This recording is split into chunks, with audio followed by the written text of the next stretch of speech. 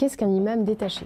Promesse faite en 2020 par Emmanuel Macron et mise en œuvre ce 1er janvier 2024 après une annonce de Gérald Darmanin le 29 décembre 2023, les imams détachés déjà présents sur le territoire français devront soit regagner leur pays ou devenir salariés des gestionnaires des lieux de culte. Mais c'est quoi un imam détaché? Un imam détaché fait généralement référence à un imam qui est envoyé ou détaché par un pays, souvent dans le cadre d'un accord intergouvernemental, pour servir dans une mosquée ou une communauté musulmane dans un autre pays. Cela se produit souvent dans des contextes où il y a une grande population musulmane expatriée ou immigrée, mais un manque d'imams locaux formés. Les imams détachés sont généralement formés et sélectionnés dans leur pays d'origine et ils y sont souvent employés par le gouvernement ou une autorité religieuse. Ils peuvent avoir pour mission de fournir des services religieux, de l'éducation et des conseils à la communauté musulmane locale, tout en promouvant les intérêts culturels et religieux de leur pays d'origine. Problème, la plupart de ces imams ne sont pas francophones. Ce système de l'islam consulaire soulève donc parfois des questions concernant l'influence étrangère et la promotion de versions spécifiques de l'islam, ainsi que des préoccupations sur l'intégration des imams dans la société et leur compréhension des contextes culturels et sociaux locaux. Selon le gouvernement,